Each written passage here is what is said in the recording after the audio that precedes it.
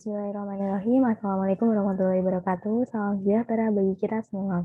Yang terhormat Ibu Diva Clarita selaku dosen pengampu mata kuliah Dasar Humas kelas K dan teman-teman semua yang semoga senantiasa diberikan kesehatan dan dalam rahmat Allah Subhanahu wa taala. Perkenalkan, saya Thalia Damayanti dengan NPM 10430410133. Di sini saya akan membahas tentang sejarah perkembangan humas di Indonesia. Ini merupakan topik bahasan yang akan saya bahas. Baik, pertama definisi humas. Berdasarkan buku dasar-dasar public relation yang ditulis oleh Sumirat dan kawan-kawan, dijelaskan bahwa PR ialah proses lanjutan dari perbuatan, pelayanan, kebijaksanaan, dan tindakan untuk memberikan citra terbaik dari suatu individu ataupun kelompok agar memulai goodwill dari khalayak. Kemudian dari buku Everything You Should Know About Public Relation yang ditulis oleh Davis, dijelaskan bahwa PR adalah proses komunikasi yang dilakukan oleh individu maupun organisasi dengan orang-orang lainnya yang berkepentingan dengan tujuan untuk memperoleh perhatian mereka dan dengan cara yang menguntungkan. Kemudian awal mula PR di Indonesia. Menurut M. Linggar tahun 2000, praktik humas sudah ada sejak zaman Mataram atau sejak penembahan Senopati mengumumkan bahwa ia dan keturunannya merupakan pasangan dan mendapat perlindungan dari Ratu Pantai Selatan.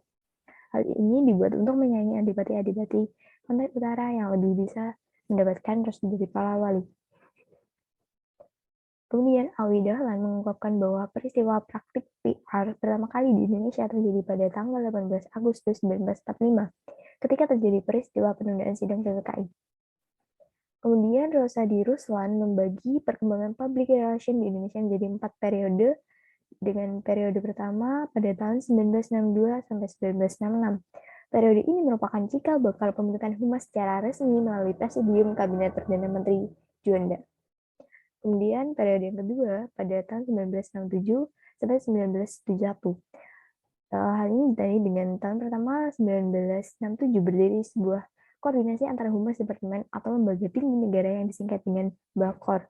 Kemudian pada tahun 1970 sampai 1971, Bakor diganti menjadi Bakuhumas yang diatur melalui SK Menpen nomor 31 Keputusan Menpen tahun 1971. Kemudian periode ketiga pada tahun 1972 sampai 1993, mestinya PR di kalangan profesional pada lembaga swasta umum. Hal ini ditandai pada 15 Desember 1972, berdiri organisasi yang disebut dengan Perhimpunan Hubungan Masyarakat Indonesia atau yang disingkat dengan Perhumas. Kemudian pada Konvensi Nasional Humas di Bandung akhir tahun 1993, lahirlah Kode Etik Kehumasan Indonesia yang disebut KEKI. Kemudian Perhumas juga tercatat sebagai anggota International Public Relations Association atau disingkat dengan IPRA dan ASEAN Public Relations Organization atau yang disingkat dengan ASEAN PAPRO. Kemudian pada tanggal 10 April 1997 di Jakarta terbentuk Asosiasi Perusahaan Public Relations atau disingkat dengan APRI dengan beberapa tujuan untuk mewujudkan PR yang lebih independen. Kemudian periode terakhir yaitu periode keempat pada tahun 1995 sampai sekarang. PR berkembang di kalangan swasta bidang profesional khusus dengan ditandai pada tanggal 27 November 1995 terbentuk Himpunan Humas Berbintang. Kemudian tanggal 13 September 1996 diresmikan Forum Komunikasi Antar Humas Perbankan atau Forkamas oleh Gubernur BI Sudrajat Djuandono.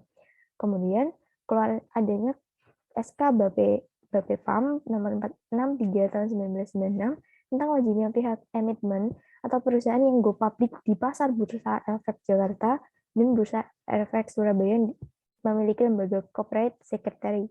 Kemudian berdirinya PRSI atau Public Relations Association of Indonesia pada tanggal 11 November 2003 di Jakarta. Era PR modern di Indonesia ditandai dengan lahirnya UU Keterbukaan Informasi Publik nomor 14 tahun 2008. Lewat UU yang disahkan pada tanggal 3 April 2008 tersebut, Indonesia menjadi negara kelima di Asia dan ke-76 di dunia yang resmi mengadopsi prinsip-prinsip keterbukaan informasi. Keberadaan UU tersebut berdampak langsung terhadap kinerja PR secara keseluruhan di Indonesia. Ini merupakan referensi yang saya ambil. Baik, sekian presentasi dari saya. Apabila ada kurang lebihnya, mohon maaf. Assalamualaikum warahmatullahi wabarakatuh.